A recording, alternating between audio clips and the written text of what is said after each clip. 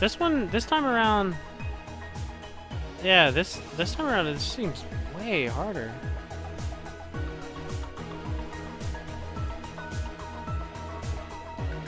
Like, I think most of this is right. There may be, I'm really not sure about these last two.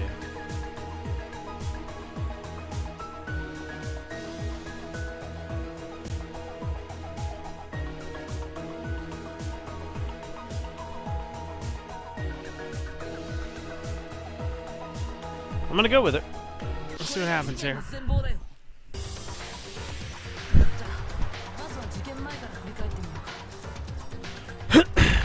Let's go back before the crime was committed.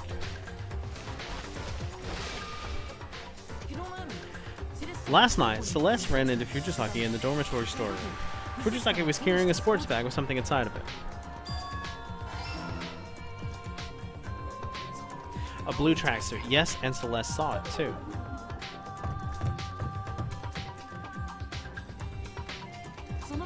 Sports bag in hand, Fujisaki ignored our self-imposed curfew and went somewhere.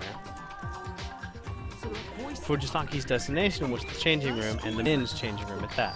But how did the victim, who was supposed to be female, enter the men's changing room?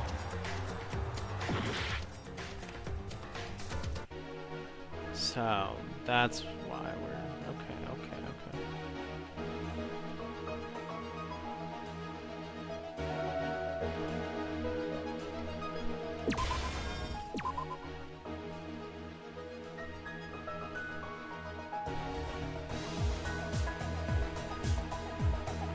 So Fujisaki got in using his ID.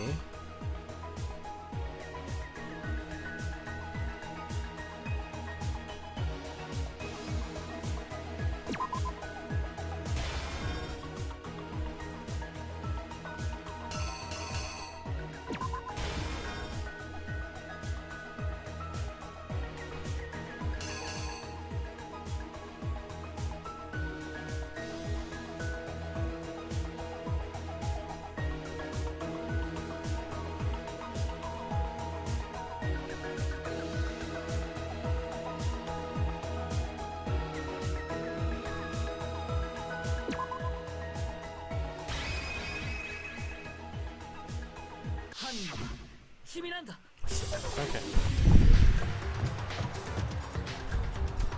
It's good that it doesn't restart over everything. Sports bag in hand. There's men's changing room, but how did the victim get in? He used his ID. Went into the men's room. That would be because he was actually a boy. For that reason, he was able to use his own electro ID to enter the men's changing room. Fujisaki was planning to meet someone in the changing room, and that someone in this incident, the culprit.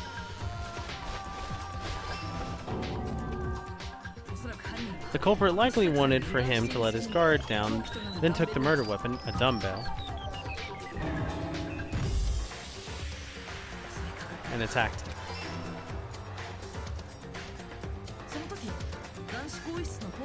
When he did, some of Fujisaki's blood splattered on the men's changing room poster and carpet.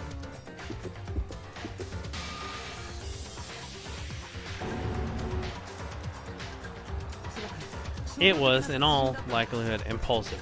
There are too few signs of planning for it to have been premeditated. So the culprit hurriedly began planting red herrings. First he collected the blood-stained carpet, as well as the poster.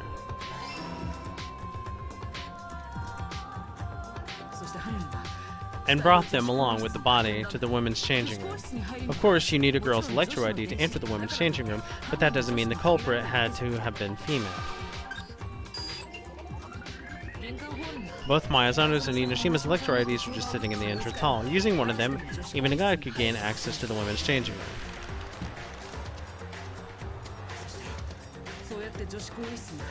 Having done exactly that to get in, the culprit did something with the carpet and poster he brought. He exchanged them with those in the women's changing room. In other words, he relocated it to the crime scene. But that's not the end of the case. Meddling from Togami, who discovered the body first, made things much more complicated. He entered the new crime scene and did something there using an extension cord he brought from the library. That's right, using an extension cord, Togami tied Fujisaki's body to make it look like a crucifixion.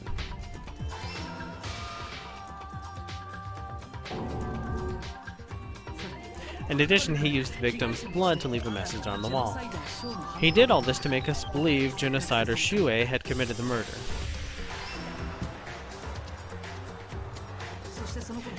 And at the same time Togami was doing this, the culprit, having disposed of Fujisaki's sports bag, went to the sauna so he could get rid of the last piece of evidence, Fujisaki's Electro ID.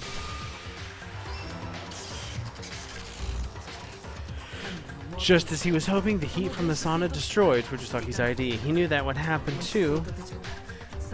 He knew Electro IDs were weak to high temperatures, and that would be because he himself froze his own Electro ID in the sauna, and that's everything that happened.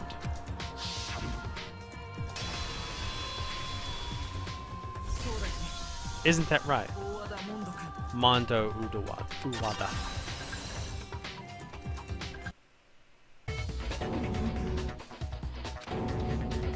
Wait, that can't be true. Where's your evidence? You need evidence. Do you have any evidence? You can't just pin this on Bro without any evidence. The evidence he's looking for has already come up in the trial. If we can just take a look at Uwada's Electro ID, that should take care of all of Ishimura's doubts. An MTB, yeah. You know what? I'm gonna read the tutorial because I got schooled last time I didn't. Fever time and negative time.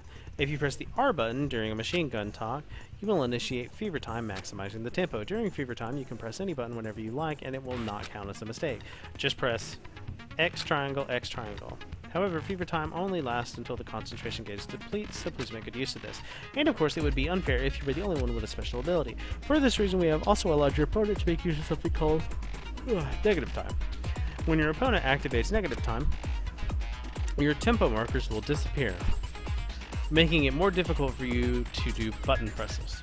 Perhaps it would be a good time to make use of, pardon me, I'm sure you're bright enough to not require advice from the likes of myself. As a side note, if your action ability is set to merciful, your opponent will not use negative time. I wish you the best of luck. Over and out.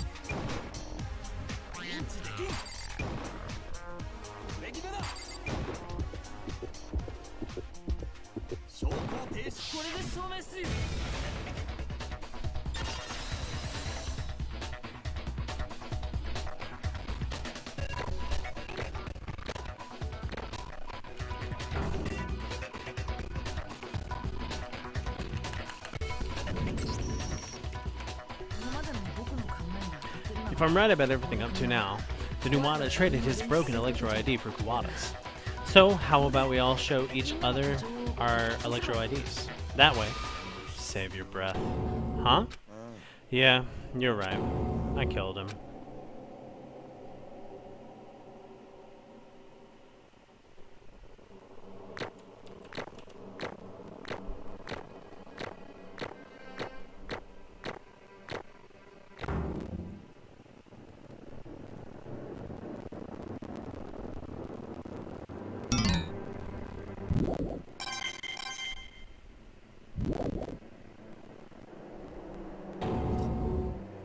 What are you saying, bro?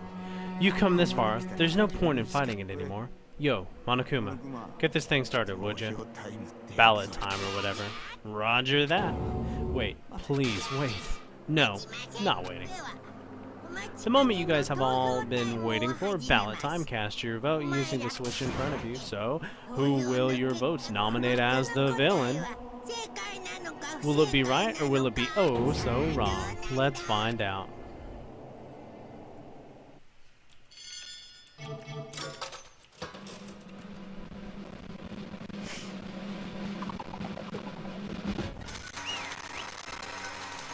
Woo!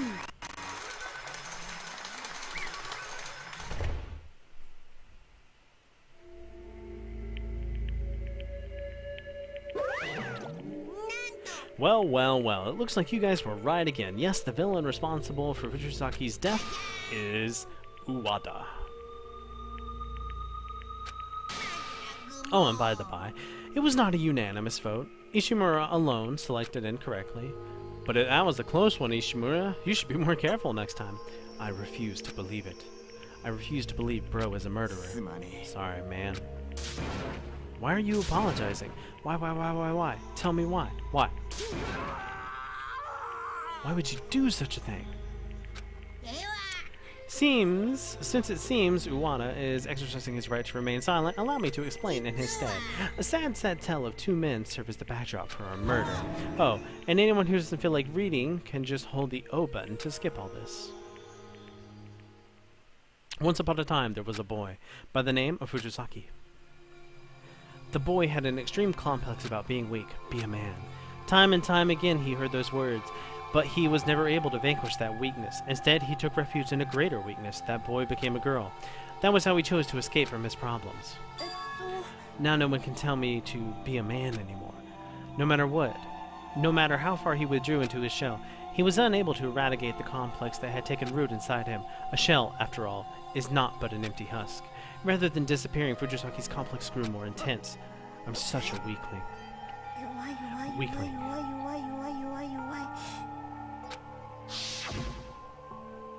And then, with the start of the academic coliseum, he learned another difficult lesson. That survival of the fittest is the law of the world. That if he remained weak, he couldn't survive. To top it all off, singingly adorable Monokuma threatened to reveal everyone's shameful memories. Fujisaki's deepest darkest secret was dresses like a girl even though he is a boy.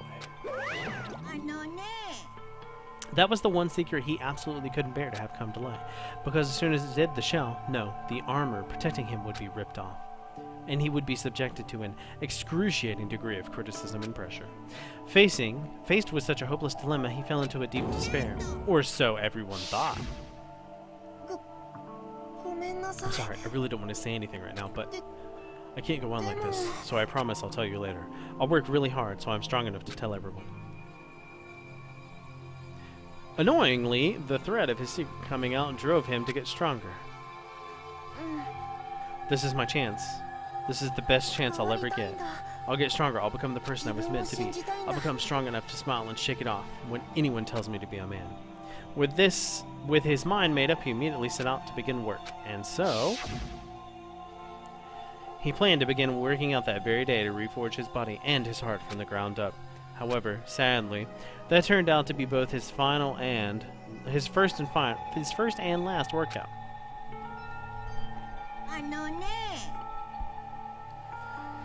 When he decided to begin working out, Fujisaki also wanted to ask someone to help him. He planned to tell that person his secret and then ask them for their assistance. The person he selected was me. Yep, that was it. He thought Uwana, the dude road biker obsessed with man's honor, would promise to keep his secret. There was also the fact that a manly man Uwana fit the ideal of strength Fujisaki so admired. First, I built up the courage to talk to Uwana. Then, I'll ask him to help me get stronger. That was his admiration. Uwana was something Fujisaki could never be, and that's why he admired him. Then, Uwana, you did that to keep your promise to him, didn't you? That? You mean moving the body from the men's changing room to the women's. Precisely. Was that not supposed to have been a red herring? I'm sure that was part of it, but that wasn't his only reason. He also did it to keep his promise to Fujisaki, a promise between men. Then what does moving the body have to do with keeping his secret? If Fujisaki had been found killed in the men's changing room, the discussion would go straight to how did he get in the room. As soon as that happened, people would start doubting he was what he claimed to be. By moving the body into the women's changing room and stealing his electro ID, he steered us away from that. So Uwada did that to keep the promise he made to Fujisaki, who he killed with his own hands? Why would you... The more I hear, the less sense it makes. The two of you shared a bond of trust, so then why did you... I didn't want anyone to find out, no matter what. I thought that might have been the trigger. The threat to reveal our shameful memories and our deep, dark secrets. No, it couldn't be. That's not possible. How could you possibly have a secret? How could anyone possibly have a secret? No one could possibly have a secret that they so desperately didn't want anyone to know that they'd kill someone over it. I believe I've said this once before. Assuming everyone views the world through your eyes is the pinnacle of idiocracy. Maybe you didn't have one, but he did. That's all there is to it. While we're on the subject, how about I tell you that too? The skeleton hiding in Uwada's closet that he didn't want the world to know about is that he killed his big brother.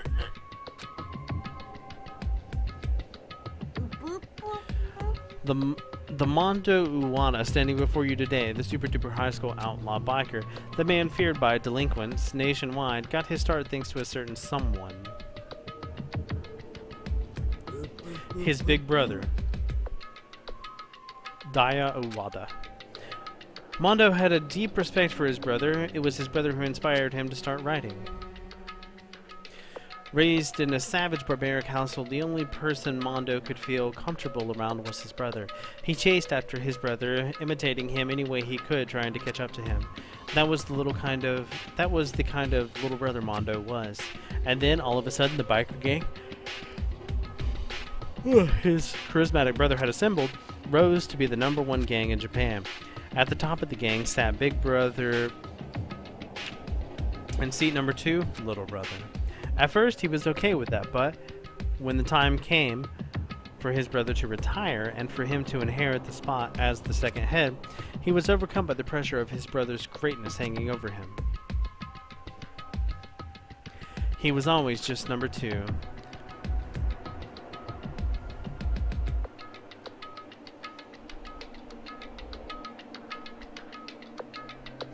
His brother built the gang all by himself. The brother's just a bonus. Can a kid like this really handle taking over? The gang's just gonna go downhill from here. Day after day, the gang's murmurings found their way to Mondo, and because of that, I've gotta be even stronger than my big bro. So just this once, I've gotta beat him. I've gotta kick his fucking ass. So on the night of his brother's retirement party, Mondo challenged his brother to a race. However, tragedy struck during their competition. He was so concerned about winning, he started getting reckless and ended up driving into oncoming traffic. But in the next moment,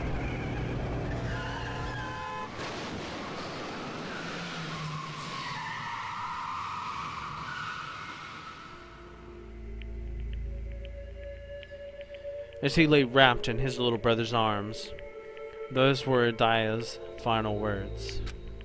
Whoops, I slipped. Sorry, man. Knowing full well his little brother was responsible for the accident,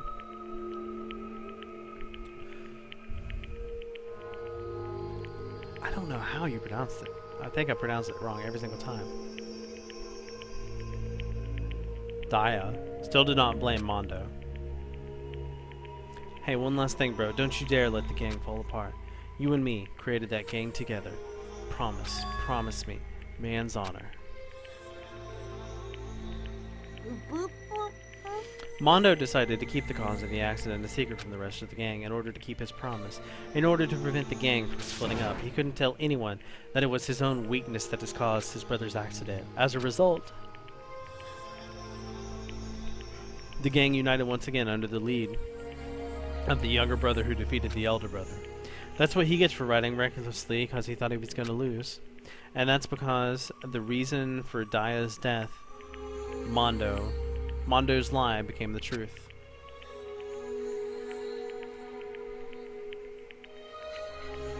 And thus Mondo resolved to take the helm of the gang, propped up by his lie. It's getting late, man. I am strong. Strong. However, with the start of the academic coliseum, he learned a difficult lesson. That as strong as he made himself out to be, he was nothing but a weakling who could die at any moment. To top it all up, freakishly adorable Monokuma threatened to reveal everyone's shameful memories. His deep, dark secret was... Mondo Uwada killed his big brother. There was no way I could let the gang learn about that. If they did, it would have collapsed. It would have destroyed the gang me and my brother built. It would have meant it was all for nothing. My regret? Carrying the weight on my big bro's death alone.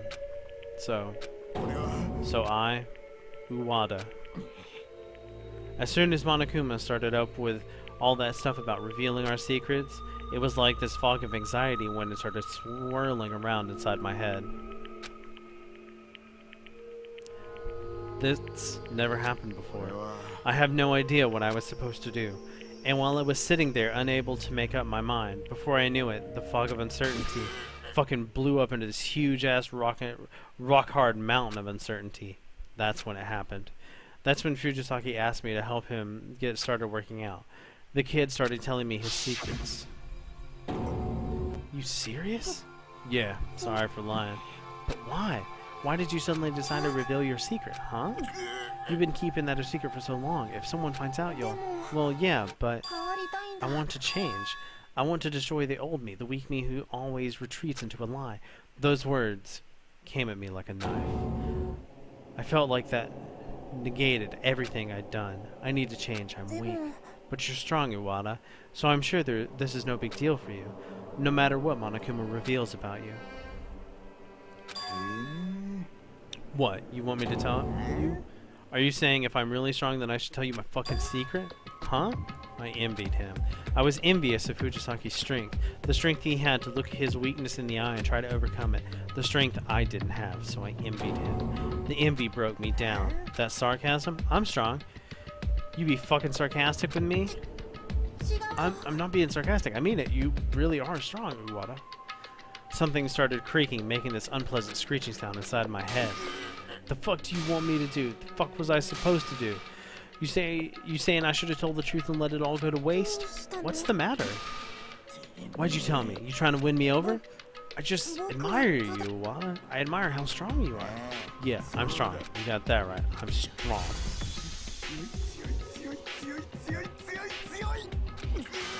Stronger than you. And stronger than my big bro ever was. I don't remember what happened after that.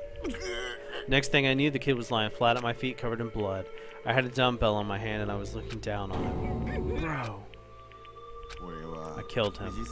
I killed Fujisaki because I was never able to conquer my own weakness. Because of that, I did something terrible. Uwada. He always seemed so tough. But he shouldered a weakness, kept hidden from everyone else. And he targeted that weakness into his heart, maliciously throwing salt into his wounds. It was all his doing. Well, would you look at that? This is what you guys are. You're creatures who have no problem killing each other over something as silly as the past. You won't break off your lingering attachment to the outside, nor do you have any idea what strength is. Hope, my fuzzy black and white badonkadonk. Damn you.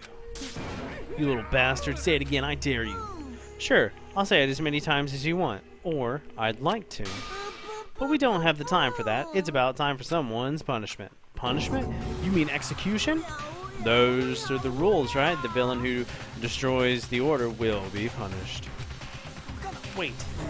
I prepared a very special punishment for Mondo Uwada, the super duper high school outlaw biker. Wait, please wait. Let's get the ball rolling. It's punishment time. I'm asking you to wait. Sorry, big bro. I couldn't keep our promise.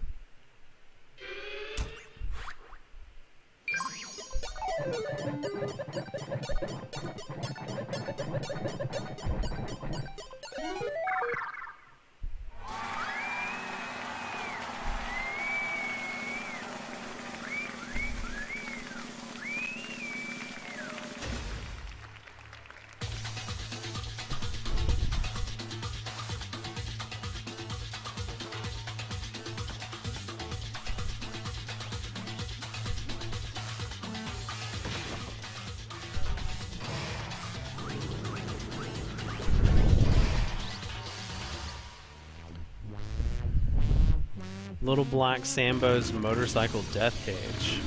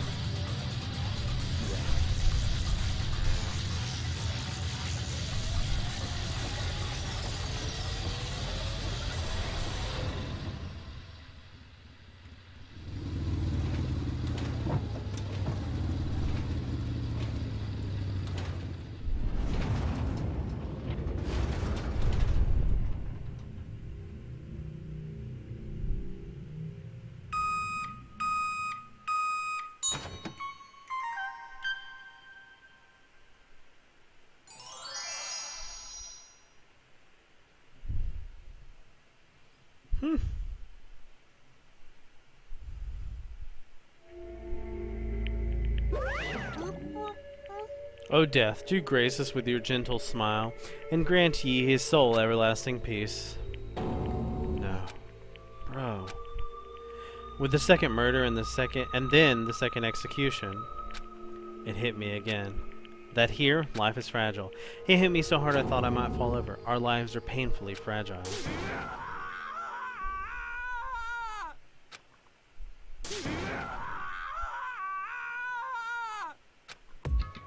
Ishimura's bitter screams echoed through the courtroom, each wail a painful reminder of that truth, and yet, one of us. That was underwhelming, not a very satisfying conclusion to our game. Togami? You're completely mad. Enough with the game crap. 2 of our friends are dead, you know. Well, naturally, this is a game of life and death. I'm not going to comment on your way of thinking, that's not what I'm trying to do. I just can't figure it out. Why would you intentionally help to disguise Uwata's crime? Why, you ask? Isn't it obvious? Because it made things more interesting. He spoke in a calm, quiet tone of voice that sent a shiver down my spine. Last night, the night of the murder, I was in the library as usual. You too ignored our curfew. I never paid any mind to your curfew, nor do I recall agreeing to it. Well, I suppose it doesn't matter. Please continue. It was getting late, so I was going to go back to my room, and I just so happened to catch sight of Uwata leaving the women's changing room. After he was gone, I looked inside, and there I found the corpse. What? You saw everything? God, he was such a fool. He never had any idea I saw him. So you knew who the culprit was the whole time. But it would have been boring if that's all there was to the case. A game where you know the answer ahead of time is nothing but a waste of time. So I lent him my hand to spice things up a bit. To spice things up? That's why you did that? Having just barely learned from Fukawa that she was Genocider Shue, you made use of that to lead us off the train. But dude, if we'd never been able to figure that out, who really did it, you'd be dead along with us. Obviously, I would have said something before it came to that. Except, Togami glared in my direction, his sharp gaze piercing me like so many needles. Thanks to Mr. Brilliant over here, it didn't come to that. You made this surprisingly good dry run. Now I know exactly who to watch out for when it's my turn to play villain. What? I see, so that's why you did it. Are you satisfied now? Yes, I've heard enough from you. I'd like to ask you something, Monokuma. Oh, now it's my turn? You've made both executions considerably elaborate ordeals. Why do you put so much effort into it? You a fan? Cause these punishments aren't just for you guys. This despair is not yours alone. These punishments, this despair, they're for all mankind. Be sure to enjoy blowing things out of proportion. No exaggeration. These punishments were designed to transform every last bit of hope into despair. What do you mean by that? Mean? Mean. Mean. Oh, give me a break. Your obsession with finding meaning in things is meaningless. Doesn't matter either way. In the end, I'm the one who will emerge victorious, and when that happens, all will be made well. Swoon, you get it, Mr. Scion, sir. I feel like you and I could make a real great pals. Enough. As if I would ever get along with an infantile criminal. In any case, I'll warn you now. After I've seized my victory, you're next. You listening? I will kill you. One of the names of those destined to triumph. On my name, as it took on me. Badass. You sound like a protagonist there. Kinda too bad you're just a side character, huh? I will kill you, I swear to God. Don't be so quick to anger. Want to hear my spiel about calcium?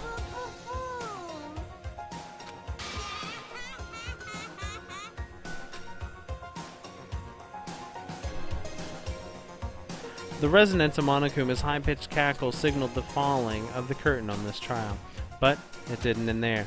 This academic coliseum did not cease. It refused to close its doors. The thick cloud of despair swirling around us survivors was slowly beginning to gain momentum.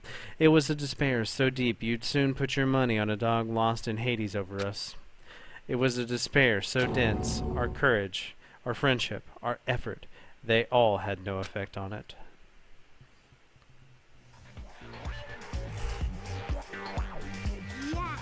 My, I have to say. Things are moving at a nice pace, a very nice pace indeed. It looks like her stepping up to the plate before things leveled out left a bigger mark than I expected.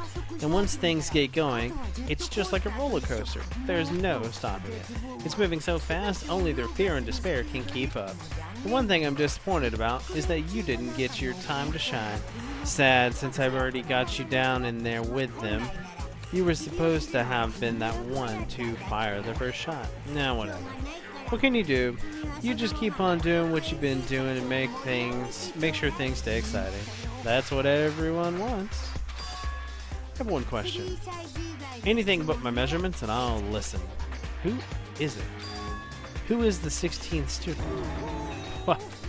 My, is this a surprise? I did listen, but super denied, hella denied. I mean, come on, that's my trump card.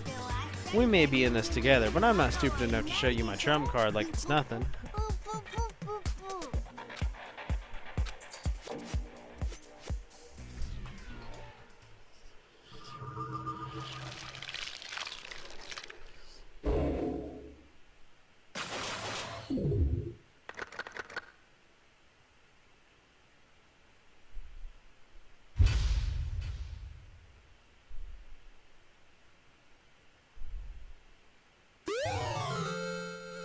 Crazy Diamond.